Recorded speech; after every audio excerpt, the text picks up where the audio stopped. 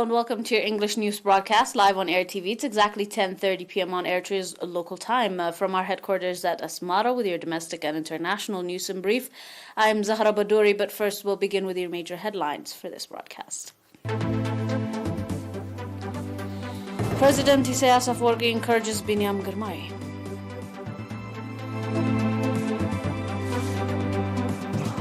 Nathaniel Tesfazion wins King of Mountains.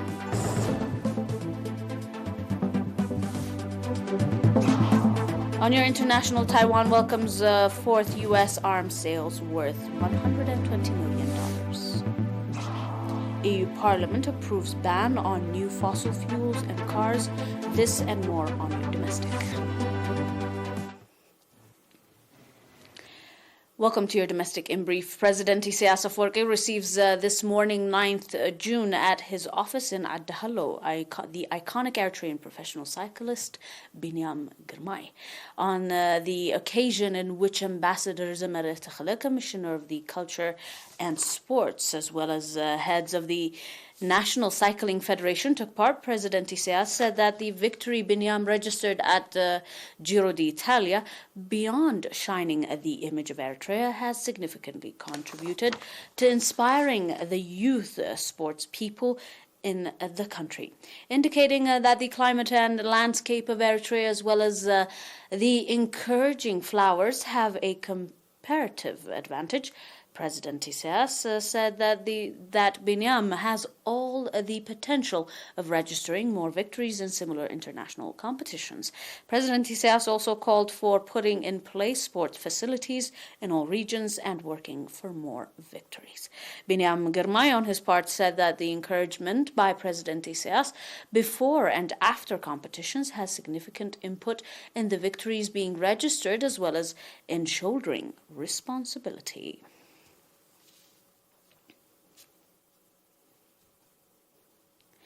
The 23-year-old Eritrean professional cyclist Nathaniel Tesfazion, a member of the Italian cycling team Drawn Hopper, and Adriani Gocciatoli, that took part in the Dacia Inca race, wins the King of the Mountains jersey.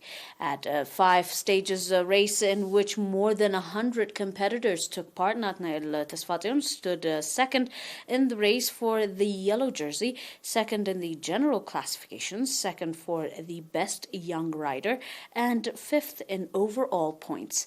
Likewise, professional cyclist Henok Mlubrahan and Efrem Gabrahiwat stood 22nd and 42nd respectively. Proceeding on your domestic, Wina Technical Boarding School in Nakfa graduated 36 students, including 18 females, with certificate on June 4th. Speaking at the occasion, Mr. Qalab Zarou, director of the school, said that the 2 years education provided is only as stepping stone for the students to particularly develop their skills, as well as through reading. Mr. Qalab also called on the graduatees to play due part in the national development drives with the training they are receiving. At the event, new buildings including 6 classrooms, 1 office bedroom for students, 4 latrines, football pitch, as well as water containers were inaugurated. Wina Technical School, that was established in 1985 during the armed struggle for independence, has so far graduated 3,179 students, including 811 females. On your final domestic, the solar power project put in place in Maiduma Semiurban Centre is significantly contributing in improving the livelihoods of residents. The residents said that after independence, basic social services provision institutions have been put in place in the semi-urban centre, and the solar system that has been installed recently has enabled the residents become beneficiaries of 24-hour power service. According to Mr. Yobaraya, Managing Director in Maiduma Semi-Urban Centre, there are 8 educational facilities, 1 health facility, as well as 12 water distribution points. Maiduma Semi-Urban Centre is located in Araza subzone and is resident to over 17,000 people.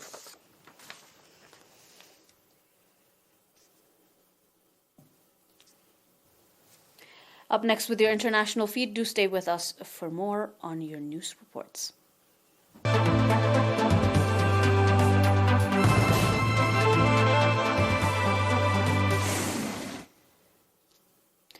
Welcome with more of your reports on the international line. The U.S. has approved a $120 million sale of naval equipment to Taiwan to boost the self-ruled island's combat readiness, aimed at heightened tensions with China. The equipment should help Taiwan's ship maintain proper equipment and meet the practical needs of combat readiness task in light of recent frequent activities by Chinese aircraft and warships around their sea and air. Taipei's defense ministry said in a statement on Thursday that the ministry further said the deal demonstrated that the U.S. had attached great importance to enhancing what it calls Taiwan's self-defense capability, adding that it also showed Washington's continued policy of normalizing arms sales to the self-governed island. According to Taipei, the deal is expected to take effect in 1 month. On Wednesday, Washington announced that it approved the sales of unclassified spare and repair parts for ships and ship systems, logistical technical assistance, as well as other related equipment to Taiwan. The Pentagon's Defense Security Corporation agency said in a statement that the proposed sale will contribute the sustainment of the recipient's surface vessel fleet, enhancing its ability to meet current and future threats. The package will contribute to the recipient's goal of maintaining its military capability while further enhancing interoperability with the U.S. and other allies, it added. The latest deal is the third armed package offered to Taiwan this year and the fourth since U.S. President Joe Biden took office in January 2021. Taiwan's fall under China's sovereignty and under the One China policy, almost all world countries, the U.S. included, recognized that sovereignty, but in violation of its own state policy and in an attempt to irritate Beijing, Washington has maintained and recently ramped up its diplomatic contact with self-proclaimed government in Taipei. Washington is also the island's largest weapon supplier. On your final report, European Parliament lawmaker on Wednesday voted to support an effective EU ban on the sales of new petrol and diesel cars from the year 2035, rejecting attempts to weaken the proposal to speed the European shift to electric vehicles. The EU Assembly voted in Strasbourg, France, to require auto marques to cut carbon dioxide emission by 100% by the middle of the next decade. The mandate would amount to prohibition of the sale in the 27th nation block of new cars powered by gasoline or diesel. EU lawmakers also endorsed a 55% reduction in CO2 from automobiles in 2030 compared with that of the year 2021. The move deepens on existing obligation on the cars industry to lower CO2 discharged by 37.5% on average by the end of the decade compares to that of last year. The measure passed by 339 votes to 249 with 24 abstentions at a session in Strasbourg, in practice limiting future sales to emission-free all-electric models. Cars currently account for 12% of all CO2 emissions in 27-member EU blocks, while transportation overall accounts for around a quarter. The Conservative European People's Party, EPP, the Parliament's biggest group of lawmakers, had sought to push a compromise that would have diluted the proposal and allowed sales of hybrid vehicles to continue. The amendment was narrowly defeated, while an ambitious attempt by the Greens to bring the measure deadline forward to the year 2030 also failed. Conservatives were also unable to push through amendments on having a car production-related carbon footprint taken into consideration, as well as potentially allowing car makers credit for synthetic so-called e-fuels made with captured carbon dioxide and hydrogen produced from renewable resources. However, after the vote, the EU Environmental Committee Chair Pascal Canfin triumphantly tweeted that 100% zero-emission cars by the year 2035, and in quotation said, "I strongly welcome the vote of the CO2 standards in the Europal EN. This position of the European Parliament is an important victory and consistent with our objective of the climate neutrality," unquote.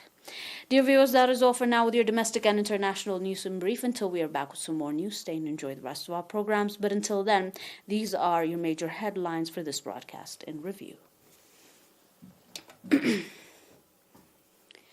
President Isaias Afwerki encourages Binyam Girmay on your primary domestic. Nathaniel Tiswatian wins King of Mountains. With more on your domestic and on your international, Taiwan welcomes fourth U.S. arms sales worth $120 million. European Parliament approves ban on new fossil fuel cars on your phone.